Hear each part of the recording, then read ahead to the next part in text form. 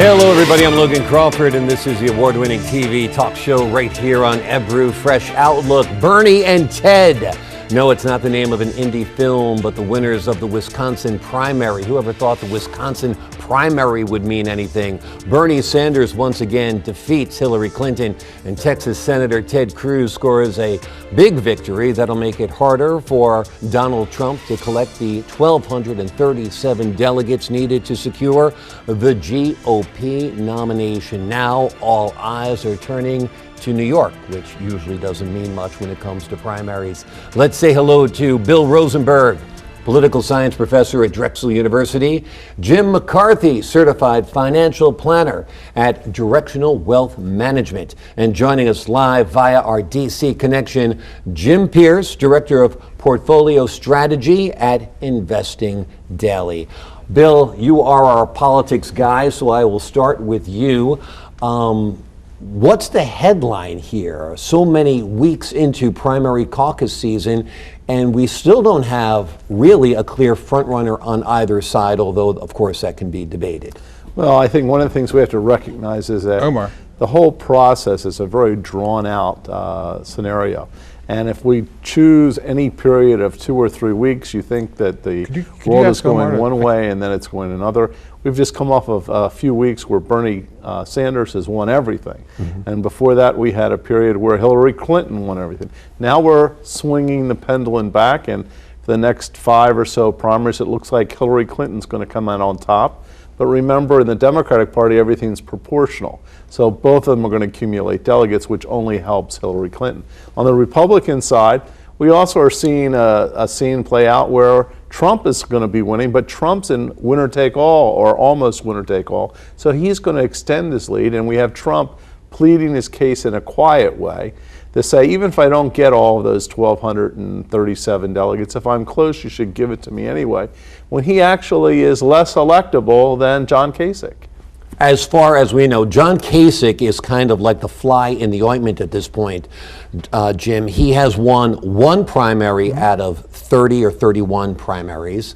He won't go away because he's hoping for a broker convention, yet he is depriving people of delegates needed, such as Donald Trump and Ted Cruz, if the race continues as it seems to be going. Should John Kasich drop out, in your opinion? I think he stands as the voice of reason, personally, in the three that are left. So I don't necessarily think he should drop out. I think he brings a portion of the message that makes more sense, a message of somewhat level of moderation. He's probably the only one, I think, on either the Democratic or Republican side who is probably more willing to compromise, that dirty word in Washington, and be more practical about what things can and can't be done given the general political environment that we live in. So we also have to realize that this is the Republican primary. This is not the fall election. Right. And John Kasich plays out much better among independents than Trump or Cruz. And that's why he does better in these matchups, because he's a much better candidate among the independents, which actually reflect about 40% of American voters. And then, of course, there's the old no Republican has won the White House without winning Ohio. Right. And that is the one primary that he did win. Which would make him, I think, a good candidate for VP. And if you look at the New York Times article, his public persona of being Mr. Nice Guy is the antithesis of what political insiders say he is really like. They say he is volatile and he is mean, according to the New York Times. Let's turn to Jim Pearce. Jim, as we go forward, the economy seems to be improving. Will the economy continue to be a factor in this race for the White House? Only if something drastic happens over the next 6 months before the, 7 months before the general election. Other than that, generally speaking, no presidential candidate normally is able to have that big of an impact on the economy in that short of a period of time. Now, if something more extreme occurred, let's say one way or another, Bernie Sanders ends up as our next president and he's actually able to push through some of his socialist agenda, then as soon as the stock market caught whiff of that, yeah, you'd see a reaction. But if it boils down to Trump versus Hillary or Cruz versus Hillary, I don't really expect the market to react much one way or the other. All right. Bill, 10 days from now, New Yorkers will go and vote. We have two New Yorkers running against each other, really, in the Democratic side. You have Bernie, who's a native New Yorker who moved to Vermont, and you've got Hillary, who some people say is a carpetbagger who moved to New York to become U.S. Senator from New York. Hillary had a huge lead here. That lead seems to be dwindling, and Bernie seems to be catching fire, having won 7 out of the last 8 primaries or caucuses. Is Bernie going to give Hillary a run for her money in her own backyard? Well, I feel a little sad for Hillary. I think she must go to bed at night and turns her head into the pillow and looks to see if Barack Obama is still racing to pass her. And I think she has a little bit of a feeling with Bernie Sanders as well. I mean, if you take a look at some of these primaries that took place, for example, in Michigan and in Wisconsin, early on it looked like she was going to run away with it. And then all of a sudden, things closed. And I think that, you know, statements, for example, like those by Bill Clinton in Philadelphia this week about Black Lives Matter is a problem for Hillary. And the issue that she was a senator from New York but not a native New Yorker may play into helping Bernie Sanders also.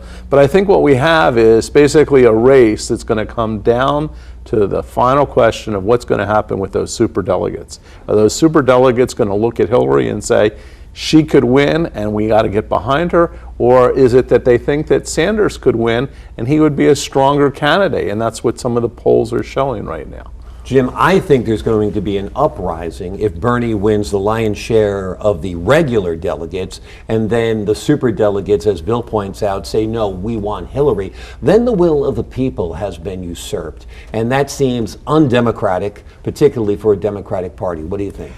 I think you're right. I mean, I think despite all of the news coverage and the raucous nature of the Republican primaries and the candidates there, I think if that scenario that you just described plays out, it'll be twice as bad on the Democratic side. I think it would be worse if that happened on the Democratic side than if they usurped Trump. If he came in at, you know, let's say he had 1,150 delegates and they had a brokered convention and somehow he wasn't the nominee.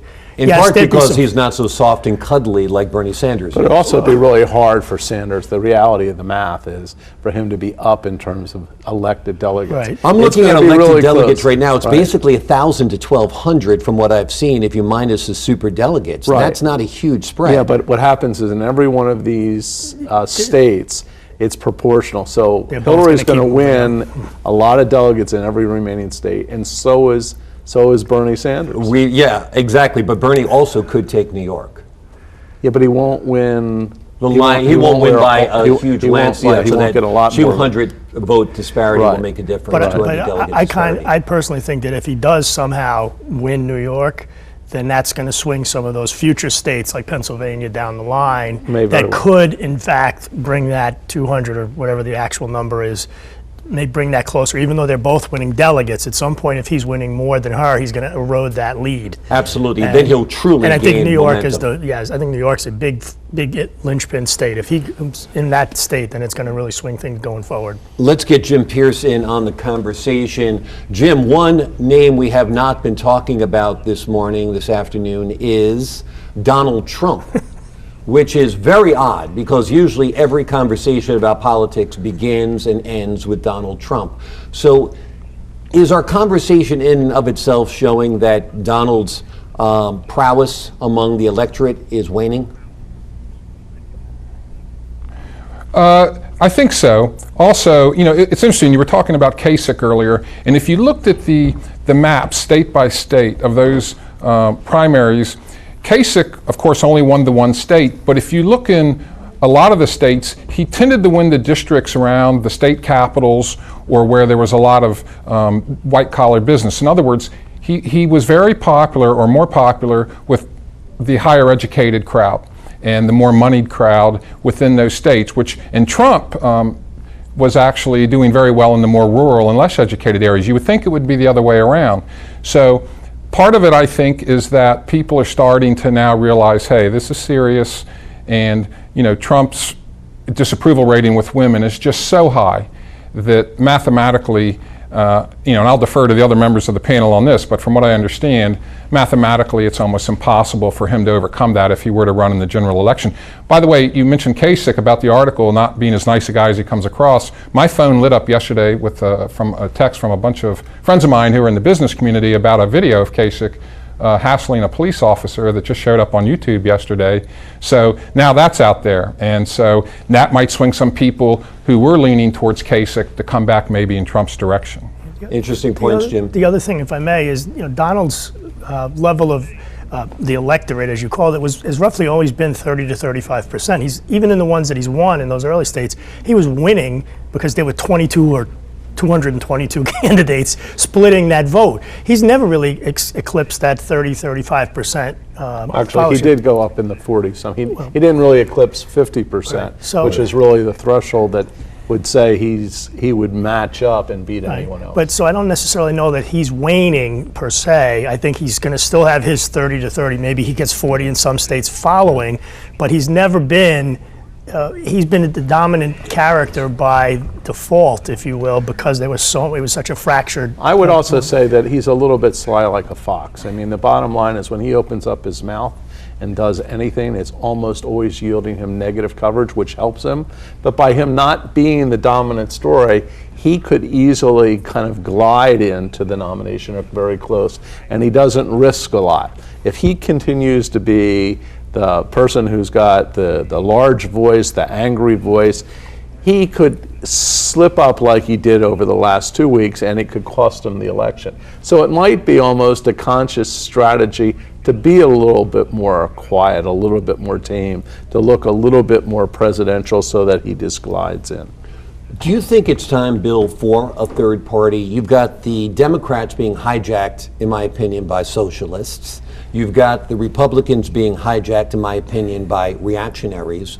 Perhaps there is room for a third-party candidate who will run on a populist platform who will be able to capture the moderates from both parties. Well, the argument that you pose would actually create four parties, because I don't think that the more moderates in the Democratic and Republican Party are going to join together. Okay, but I think that we may have more splintering, but these splintering of parties in the United States has always been very short term and not very successful. I mean, the last time we had a third party candidate was Ross Perot. Ross Perot did not win a single electoral college vote. He was involved in 2 elections, and really, even though he got a substantial amount of vote, 15 or 18%, not one electoral college vote. If you go back to earlier situations like George Wallace, same thing happened. There was an angry group that didn't want to play ball with the Democratic Party anymore, but while they could get a lot of attention and they could be a voice of articulation of ideas, they couldn't get a large enough group to really play a role in outcomes. Let's get Jim Pearce in on the conversation. Jim, where do you see this going as you look into your crystal ball down the road? Is it going to continue, obviously, beyond New York and into Pennsylvania and other states as well?